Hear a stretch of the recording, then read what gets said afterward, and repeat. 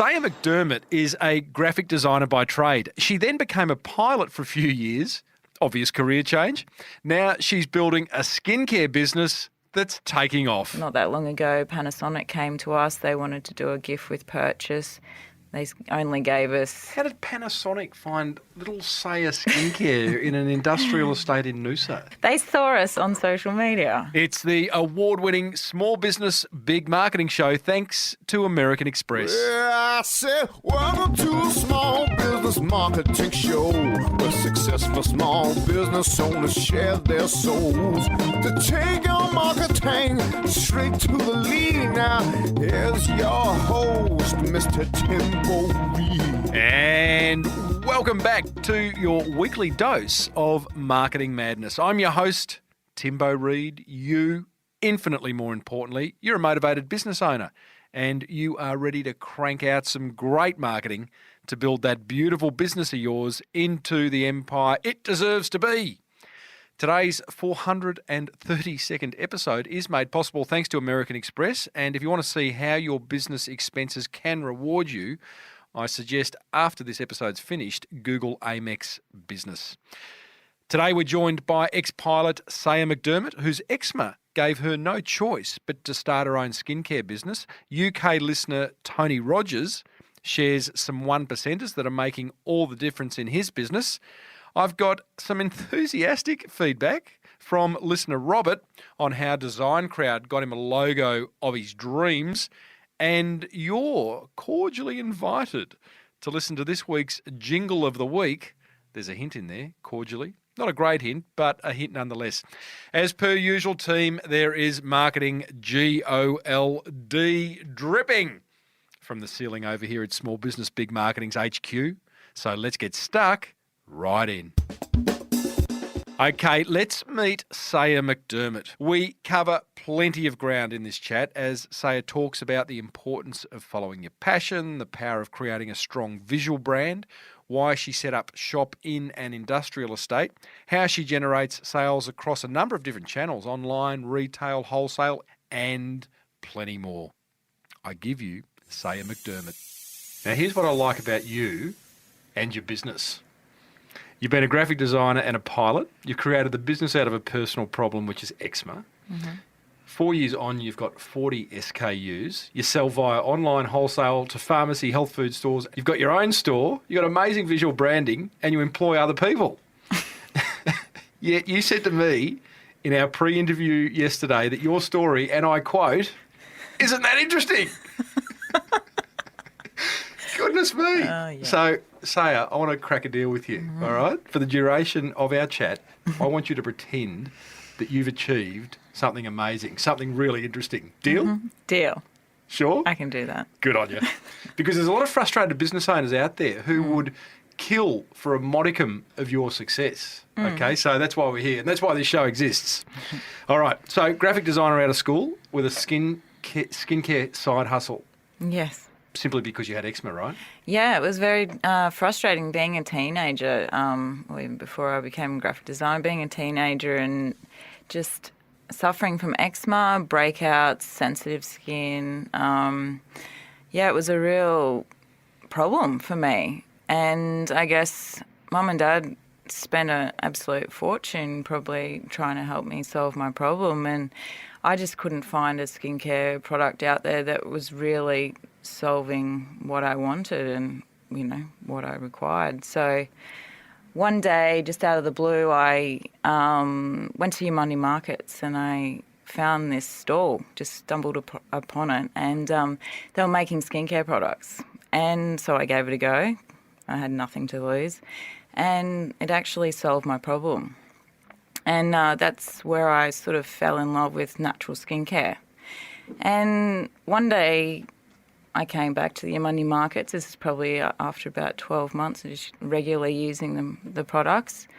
They weren't there and they never came back. Oh, how sad. It was absolutely devastating to me because I felt like I was back to square one. So that's what really inspired me to start researching how to make skincare, because I knew the formulations. I used to, study the back of the ingredients list and be fascinated on how simple it was, yet how effective it was for me. So, a bit of a side hustle. You're making it for yourself at the age of 17 for however long, and being a graphic designer, working for a corporate, right? Yeah, I after leaving high school, I was always making skincare on the side. But after leaving high school, I did a uni degree, did graphic design. Not sure really what I wanted to do, but I loved art and creating, and so I did the degree and started there. And So you're a graphic designer for a few years. You got the skincare on the side hustle, fixed your eczema, and then you decide to leave at least graphic design behind and become a pilot. Yeah, so I always loved aviation. And I really just wanted to. What'd you love about it? I don't know. I guess it's in my blood, maybe. Dad's a pilot. Yeah. So at least I wanted to just accomplish getting my private license, pilot's license. And one day, well, actually on my birthday, Mum and Dad were generous enough to buy me 5 hours of training, flight training. And I think I was about 26 or 27. What's your dad doing buying your flight training? He's a pilot, can't he do it? Yeah, no, he taught me, he at least tried to teach me how to drive a car, and that didn't go so well. Okay. So, Hello to your dad. Yes. So I did that, and I absolutely fell in love with it, and I completed my private licence, and then I decided to go on and do my commercials. So Wow. You're one motivated young lady, or were, probably still are, I'm guessing. Yeah. So you become a full-time pilot. Skincare's happening, and then at some point you decide, I'm not going to be a pilot anymore. You are going to focus on building Saya Skincare. So is that a big decision? It feels like a big decision. Well, yeah, it definitely was, because I was very hesitant in taking the business to the next step. I was, unsure, and to be honest, I didn't even know how to do it. What was the feeling then? That you go, well, I've got this product. It is so good. It's worked for me. I need to let the rest of the world know about it. Was it an overpowering feeling of that? Yeah, absolutely. And I felt like I was pretty intrigued as to how far we could go. Uh-huh. And considering I hadn't, really put 100% of my energy into it, and yet it was building momentum. And it was, we were picking up stockists regularly. We got into a couple of local pharmacies, and of course those pharmacies are quite often owned by large groups, so then their product would go well, and then they'd roll our products out into all their other pharmacies. As a pilot, you'd be an analytical person. You wouldn't be a risk taker at all, I would have thought. So what learnings did you bring across from your flying days into starting a small business? Well, I guess being a pilot, well, even just going through the training, you have to be disciplined and you have to know what you're doing. You can't go half. No mistakes being a pilot. Yeah, no. Well, otherwise it doesn't work out so well. But I guess it gives you determination, it gives you dedication, and that's what comes with running a business too. You have to be committed to doing it. You can't do it.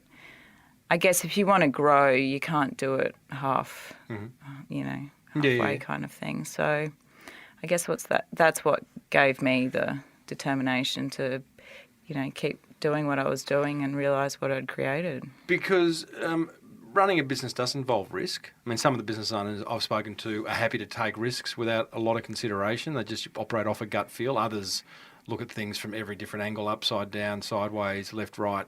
Is that you? I wouldn't say like don't think I'm, not a risk taker whatsoever, to be honest. I go off a gut feeling, and I'm very much, if something doesn't feel right, I'm not going to do it. Wow. And that's, that's how I've always been. Yep. But I've always had like a strong support from my family that, my dad's a bit of an entrepreneur. He's definitely an entrepreneur. Like, he's taken some massive risks, and I think we need to get your dad onto the show, from what I hear. Yeah, I think so. He's pretty interesting. Yeah. But I guess he's given me the drive, and there's been a lot of days where you second guess yourself, and you're not so sure what you're really doing, and am I this little fish in the big sea, kind of thing. And it can be overwhelming, but... It is competitive. I mean, what industry isn't? What category isn't competitive these days? But cosmetics in particular. We used to just have the big brands, right? The Cliniques and the whatever else of the world. Yeah. And now we've got these little niche brands. Yeah. I suppose as a business owner of a cosmetic business, you can't... It's not cosmetic, it's skincare. But you can't really look at the industry like that, can you? Otherwise, you just freak out. So how do you kind of niche yourself down to appeal to a certain group of people? Well, I guess it's quite different from when I started, because when I did start, over 10 years ago, it was just the Cliniques, it was the big brands, L'Oreal and all, it was... the toxic brands, eh? Maybe. I said that, you didn't. You said that. But I guess with the social media aspect now, it's such a big playing field, because people are on Instagram, they're seeing these brands and go, oh, maybe I could do that. There's a lot of competition, more so now than ever has been before. It's interesting. Do you think social media alone is responsible for this niching down of brands? I see it in beer, right? Yeah. Craft beers. It's not a dissimilar industry where used to be the big brands, and now we've just got these tiny little breweries. Yeah, well, it enables you to reach out to a massive audience. It's pretty cheap marketing in the scheme of things, instead of, we back in the day used to invest, a few thousand into being like a little advert in a magazine. But now you invest that into social media. Yeah, social media is a cheap way of marketing a business. It can also be pretty frustrating. I mean, there's a lot of kind of business owners out there, I know, that probably go in thinking social media is a silver bullet. It's going to fix everything, whereas actually it won't. You've got to get it right. And even people that think, oh, yeah, we can do this and we'll just launch a website and just sit there and wait for the orders to come through. Were you ever like that? No. We started off really just, doing the groundwork and tapping on everyone's doors and going, would you try these products? And really established our customer base from that, going into real solid retail stores. It wasn't until probably 5-6 years ago that the Instagram, Facebook advertising and we get a lot of new customers, or when I say customers, wholesale accounts through our Instagram. Wow. With posts that are directed at wholesalers, or they're just seeing what you're doing for the user and going, we want some of that? Yeah, absolutely. Often the way. Yeah. I used to work on the Yellow Pages business many, many, many years ago when it was actually a pretty big brand. And we had often, yearly budget was about $20 million for advertising. And we had to appeal to the user of the book. Do you remember the book? Yeah. You're much younger than me. And the advertiser who was paying the bills to be in the book, right, to Yellow Pages. And often we would always do this research to find out, should we spend money on the advertiser campaign or the user campaign? The advertisers would always say, just spend the money getting people to use the book. Similar to what you're doing, where the wholesaler's probably going, don't advertise to us, just advertise to the user. Yeah. And if there's enough people using it and coming into the store going, do you sell Saya, then we'll stock it. Yeah. Thanks to American Express, we're chatting with Saya Skincare founder, Saya McDermott. Can you remember the moment when Saya Skincare really took off, where you looked your business partner or your partner in the eye and gone, hey, hang on, I think we're onto something here. Yeah, well, I think it was only just a few years ago, and I guess when I decided to take a big step back from the flying career that I thought I was probably going to do. And when I realised that our sales had not just doubled, they'd 3 times, 4 times over, just over in 12 months. Like, it was pretty amazing. And it was predominantly to do with the accounts that we'd got just by going around to all the local pharmacy groups, and before we knew it, we weren't just on the Sunshine Coast, we were in Brisbane, Gold Coast. Was there a little campaign you did, or was... We've been quite fortunate. One of the big pharmacy groups that we're with, actually, their headquarters are just around the corner from us. So their main buyers found us and seen us around. Wow. Yeah, and I guess that's what's unique about growing up and being in Noosa. you do have a lot of, visitors from Melbourne, Sydney, everywhere from around Australia and overseas. It is a good point. I mean, Noosa, as geographically, it attracts people from everywhere. Yeah. And often people with money and or influence. And you've seen that happen. Absolutely. That's good. Yeah. So it's kind Everyone of... needs to come and set up a business in Noosa. Oh, yeah. No, you probably please. don't. No, don't. You seem very laid back. Yeah, Well, you are laid well, back. Yeah. Well, there is a plan behind everything. And, Is there? But, yeah, we've just been... Sort of whiteboard plan? Is it, Yeah, is pretty it much. on paper or is it in your head? In my head. Right. Good. I like a plan that's in your head. Well, so far it's worked out. So we're just... Is it just in your head or do you share it? Or you're a control freak? Oh, I am definitely a control freak, Right. yes. But not so much, but I know what I want to do, and I do have a really good team behind me now that have the same thinking as what I do. So it really does work. How many on the team? We've got 4 at the moment, but we're trying to get a couple more on board, yes. How do you bring the team along for the ride? How do they buy into what you're doing? It's just choosing the right people, I guess. And when you interview them, you kind of know straight away. Well, at least I do. There's definitely been some fails with employing people. Peanuts. Well, they're just not of the same mindset, and it just doesn't work. From an outsider looking in, and I visited your store yesterday, we've got beautiful products sitting in front of us here. I want to talk about your branding shortly. I reckon what you've done is create truly an emotional attachment, which is what a brand is, right? Yep. And you're probably attracting people who really want to work for Saya. Yeah. No, I definitely They'd be very get that. proud to work for you. Yeah, and excited because I guess we're still, in the growing stages of the business. We've got some exciting things coming up. We've been invited through Austrade to go over to the Hong Kong conference and learn all about the Asian market and getting into that. And How'd that come about? through a mutual friend, actually. Yeah. Yeah. And she had a product that wasn't that marketable for Asia. That could go so nuts. she kind of, and it does have the absolute potential to. If you go to Hong Kong and get a decent contract, which over there, even a small contract would be a decent contract in Australian context. Yeah, absolutely. What are you going to do? Let's just role play that one for a minute. Well, at least I've got my manufacturing underway, Yes. and we can potentially, service massive orders. We did. Right, so there's capacity there. Our capacity was Cool. there, and that's that gives me confidence in our brand because in those early days when we were manufacturing, and then we actually had a local manufacturer helping us out, he couldn't, fulfill our orders. I've got they're in Brisbane, but I've got a really close relationship with them. Not that long ago, Panasonic came to us. They wanted to do a gift with purchase. They only gave us... How did Panasonic find little Saya skincare in an industrial estate in Noosa? I know. How? I don't know. Really? You didn't No, ask? they saw us on social media. Wow. And they approached us. They asked us, could we do this? They wanted to do a gift with purchase with a Panasonic men's shaver. That's incredible. But you think about it, go back to the competitive nature of your industry. They could have chosen so many. Yeah. I'm going to guess someone at Panasonic was using your product. Being to Noosa. Yeah, well, probably, yeah. The girl she was working for a marketing agency, obviously, for Panasonic, and she'd used my products before. She'd been in Noosa, and had seen our products. And basically, she gave us a budget, and it was 10,000 units. And fortunately enough, we had, a small men's range as well.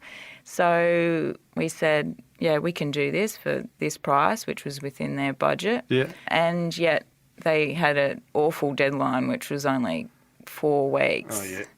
So that was probably where I came off quite well, is because I've got such a good relationship with my manufacturers, and they said, okay, we're going to do this. I had to pay the 50% for the manufacturing before they even put their purchase order through. So I just thought, well, if this doesn't go through, I'm going to have a lot of product. It's a similar story. A past guest, Daniel Flynn, who's created a brand called Thank You. You might have seen Thank You Water, Thank You Baby Products, all that kind of stuff. He's been on the show a couple of times, and he too created a problem and then needed to solve it, which Yeah. I think is a great idea. It's a bit like, having a tax. It's a good problem to have. If you've got a big order and then you don't know how to service it, well, we figure out how to service it later. But, Yeah.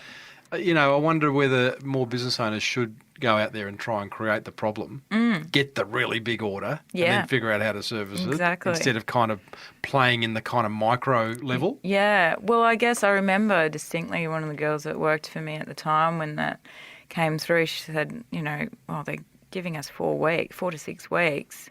Like, there's no way we're going to be able to do that. And I said, well, hold on. Let's think about this. Just to take a little step back, darling. Let's just see how we can Saya says we will. Yeah. And then we'll worry about it later. Good on you. Yeah, we literally did it, and there was only a couple of days in between it. Like, it was, a few sleepless nights and thinking, is this going to happen? But it did. Going back into a bit of pilot talk, any turbulence along the way? Because when I talked to you yesterday, you said sometimes I felt like I was getting nowhere and all the hard work wasn't paying off. In the start, and for a long time, yeah, I thought, well, it's cash flow, like starting a business, starting a brand, like just even people recognising you and wanting to buy your product. It's a hard thing to do. It's massively hard. Yeah. And I look at your category is, again, how does anyone tell the difference? I think branding must be super, super important. Yeah.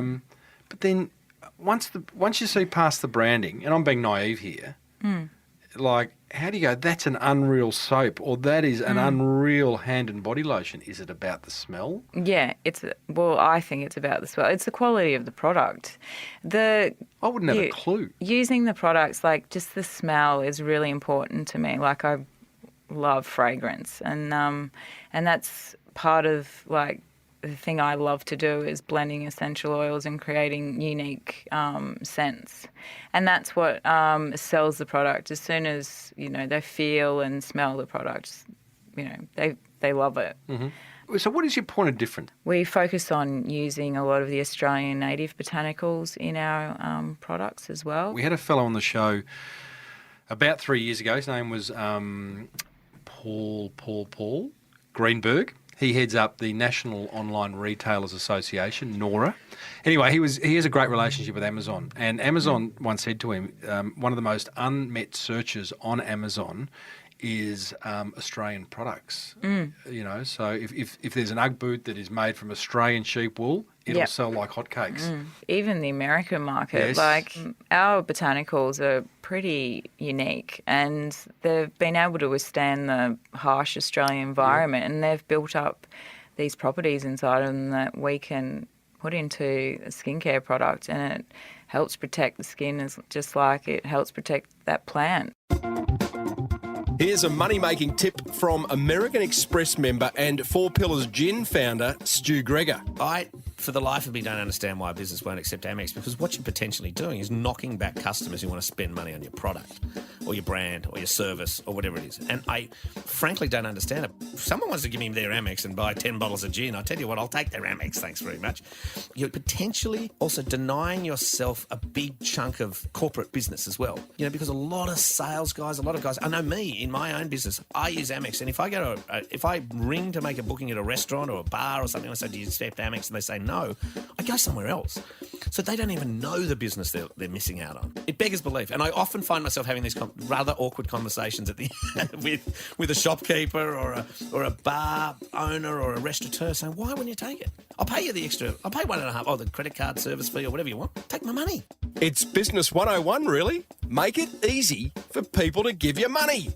Speaking of money, the American Express Business Explorer credit card comes with 50,000 bonus points every year, a low interest rate, and 2 points on every dollar you spend.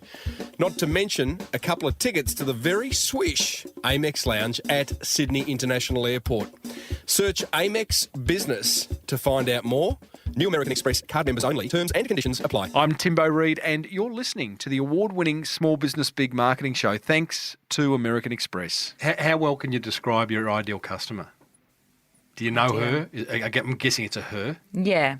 Do you know her intimately? Do we know them intimately? Beyond demographics, beyond she's an 18 to 25-year-old girl who...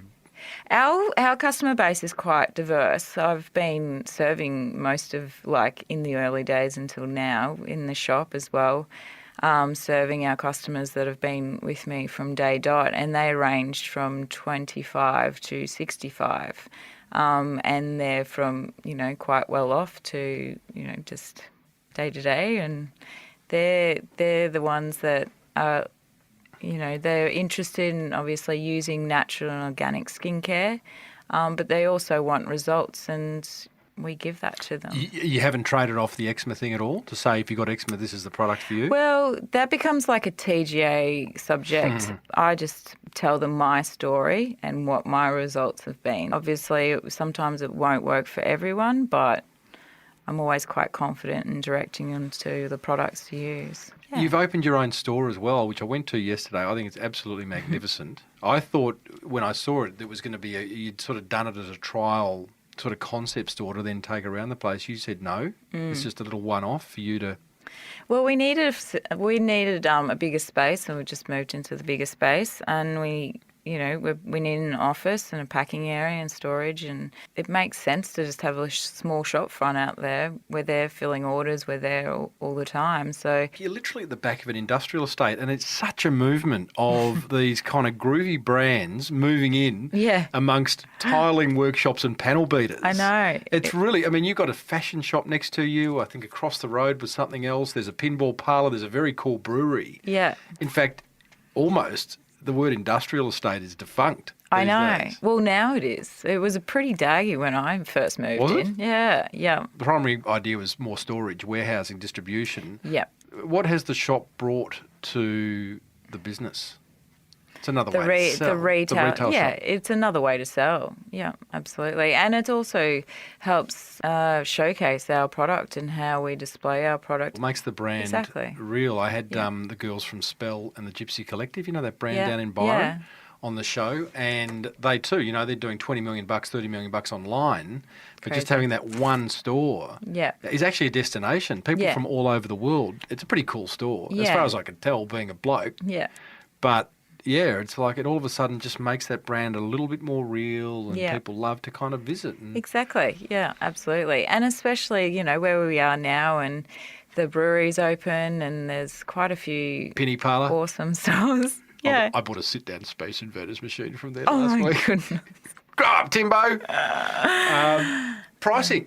I don't talk about pricing much on the show because it freaks me out a bit. Does it freak you out? Yeah.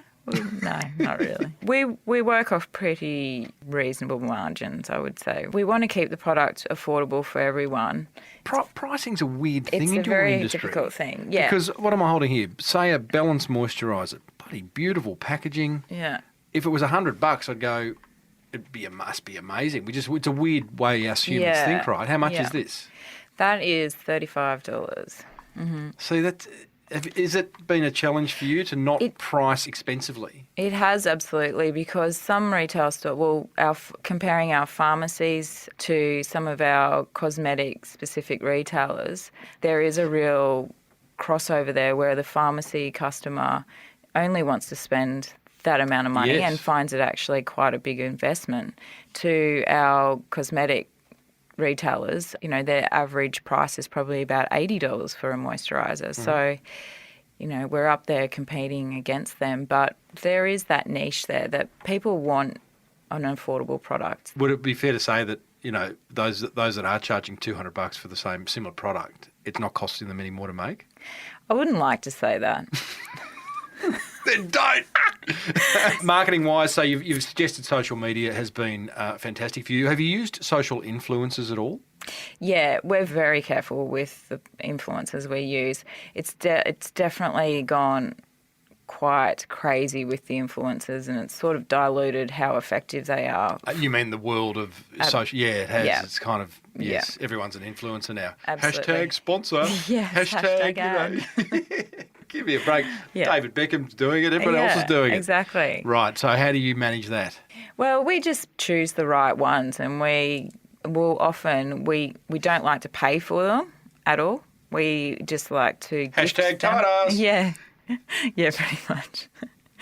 No, but we want them to use the product, and if they really like the product, then we can, negotiate what we're going to do in terms of payment or whatever. Product. Exactly. We send out a lot of product to influencers, but the ones that we love and the ones that have got the same, philosophy as or at least have the same sort of beliefs and, have the same sort of feel to our brand. Who would be the most successful influencer you've partnered up with? We went with Elle Ferguson, which is quite a lot. She's very, she's a blogger. She's more fashion, but she's in with the natural, organic she has that organic bohemian style.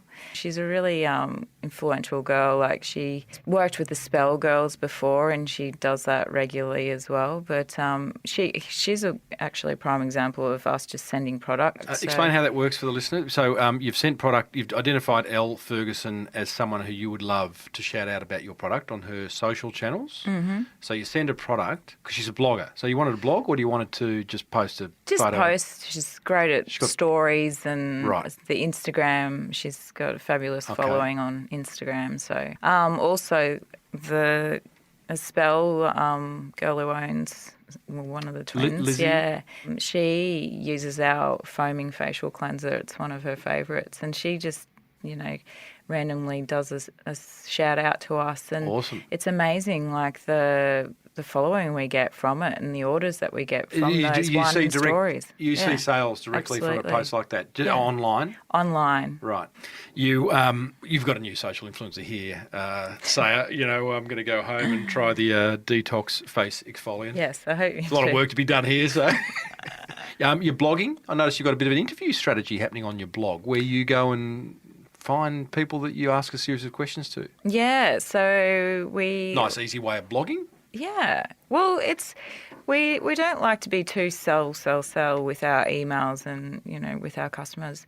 So we like to source out, especially local entrepreneurs or last one we did with a dietitian, and just sort of question, Q&As, and it's just helping, being more educational and sort of informing our customer. Being helpful. Yeah, being helpful. Tell me about the avoiding sell, because, again, lots of business owners who you just want to sell. You just want to say, buy from me. Yeah, right? Absolutely. Whereas my view, and clearly yours, is you should tell. Yeah. Tell more, tell stories, help, and the sales will come. Yeah. Do you find that hard? Do you find like you have to sit on your hands and bite your tongue to Well, for me, I don't, because I'm not really that way inclined. But I know I'm that customer. I don't want to be aggressively sold to, I guess. Where do you want to see Saya Skincare in 5 years' time? Oh, I'd love to be able to get it into the Asian market in distributors. We're talking to an agent over in America, so I'd really like to expand there. We're in a couple of really good stockists in New York and Tribeca, and also the Hamptons. I'd really like to expand and explore that market. You mentioned like 2 or 3 of the biggest suburbs in the world. Do you now feel like you have an interesting business? Yes. Thank you. Don't thank me. I thank you. I think it's a really inspirational story. I feel like you're... feels like maybe not day one, but it's early days. Yeah, I feel like the upside's huge. Yeah. There's some massive opportunities that we've got coming up, so I'd really like to see how that all unfolds. Do you have 100% ownership? Yes. You want to hold on to that? Yes. Yeah. I've had discussions with friends, and they think, maybe you should, get someone in to invest, because I guess running a small business, it's cash flow and everything, and sometimes it would be great to have a helping hand, but I'm too independent to know that I don't think that would work, and I 100%. Hashtag control freak, really. Saya, love your work. Thanks for coming in and sharing it. You. And I can't wait to try the product and look beautiful. Thanks so much. Well, there you go, team. Saya McDermott, the founder of Saya Skincare. I enjoyed that. You can check out her entire product range, her branding, her blog over at Saya, Saya, wholesale.com. Hey, be sure to hang around after my top 3 attention grabbers as we hear from UK listener Tony Rogers, who's integrating some little 1%ers in his business, and they're making a nice little impact. But first, my top 3 attention grabbers from that chat with Saya, thanks to our mates at American Express. Attention grabber number 1. I loved Saya's relaxed nature in the way she approaches her business. I get business is stressful. I get that there's always things to do. I get that there's deadlines. But Saya has a certain way about her that I think other business owners could kind of borrow from. Attention grabber number 2. Love Saya's blogging strategy. Didn't spend a lot of time on it in that chat. Go and have a look at it over at sayaskin.com. She's interviewing a lot of people. That's a really easy way to create content. It's helpful, and she gets to learn along the way. That is the boomerang effect in action, if you've read my book. Attention grabber number 3, I love her branding. Beautiful, beautiful branding. I've got it all sitting here in front of me. It really is quite delightful. I'm a sucker for a strong visual brand. So here's the thing. No matter what industry you're in, I don't think there's any excuse for not having great visual branding. It just, we're visual creatures. Aesthetic things, nice aesthetic things appeal. And if you don't want to spend a whole lot of dough and get a good result, then go to designcrowd.com/Timbo. That's what grabbed my attention. Love to know what grabbed yours. Head over to smallbusinessbigmarketing.com/432. Come on down. It's Timbo's Monster Prize Draw. Oh yes, indeedly, doodly, it is time to reward another motivated listener for taking some swift marketing action in the Monster Prize Draw. Today's winner is, insert drum roll, Tony Rogers from Grey to Black Photography. Tony is based in the UK and he shares this. He says, "Hey Timbo, hey Tone, I've been listening, learning and loving the show from Tunbridge Wells in the UK since 2013. Oh, Tone, that gets me a little bit emotional, mate. I love the sound of where you live. It's clearly out of the Faraway Tree book. And you've been listening for 5 years. How's my maths going? I really appreciate that."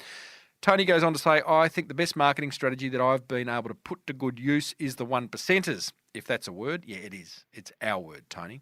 Shared within episode 205 and Josh Nichols' 21-step process. Yeah, very popular interview that I continue to reference every now and then.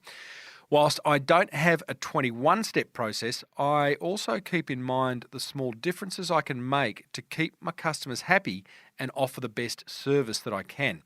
Very important if you're a photographer, because that is a crowded marketplace. These consist of small things such as thanking them for their commission, delivering a little bit extra than briefed, replying and delivering quickly, endeavouring to answer their questions before they ask them. It's good. Get a little crystal ball for that. Checking the dress code before a shoot, and the most important, turning up exactly on time. Too early is annoying, and too late is unforgivable. As always, Timbo, thanks for the good marketing, GOLD. Best regards, Tony. Tony, I love the fact that you listen, learn, but most importantly, because this is what this segment's all about, the Monster Prize Draw, you are implementing. You're taking action. So well done, buddy.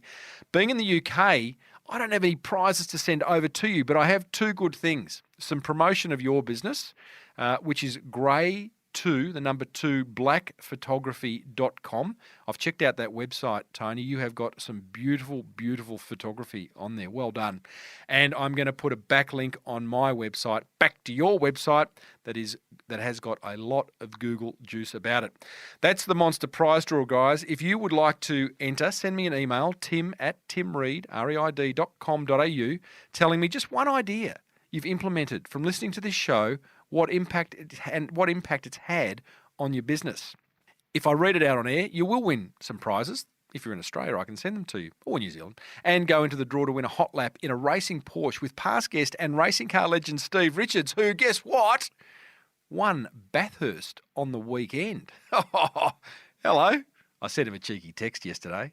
I said, "Hey, Steve, how's things?" What'd you do on the weekend? Oh, I'm silly. That's valued at $2,500, and that will go to the winning letter. So get onto it. Send me an email, tim@timreid.com.au.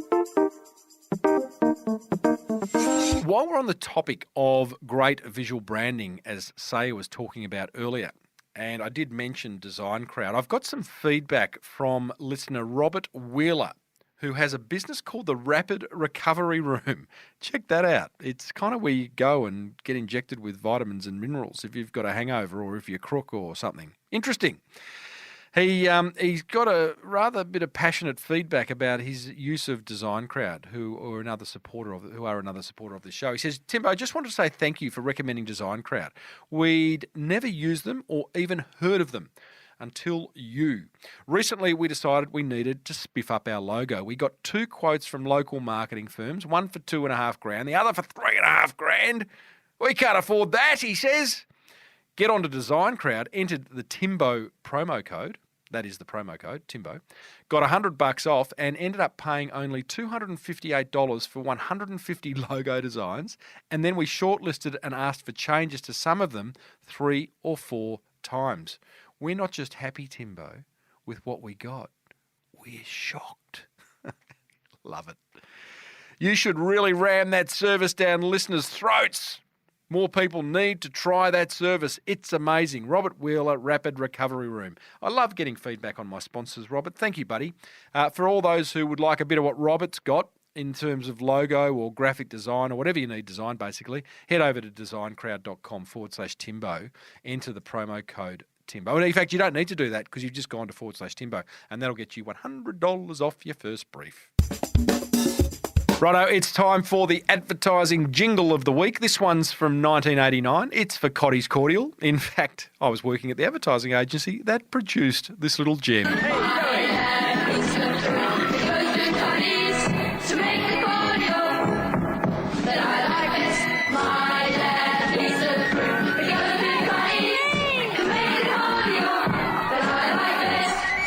Kids deserve Cotty's Cordials. Cotty's, with the great taste of 25% fruit juice. The great taste of 25% fruit juice. Yeah, right. How about instead the great taste of 18 tablespoons of sugar in every glass? That would probably make more sense. As I said, I was working at the advertising agency that produced that ad, but I wasn't sugar conscious back then. Bloody marketers, all liars. Who said that?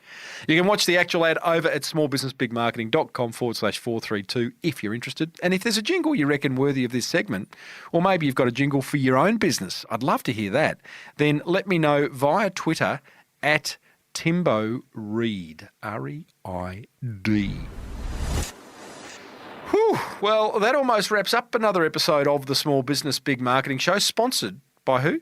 Hey? That's right. Amex, American Express. Search Amex Business to find out how your business expenses can reward you. Don't forget there is an entire back catalogue of interviews over at smallbusinessbigmarketing.com. If you love the show, then let another business owner know about it by grabbing their phone out in the street, opening the podcast app and downloading it for them. Until next week, I am Timbo Reid. Have always been that way, always will be. Thanks for tuning in. May your marketing be the best marketing. Bye for now.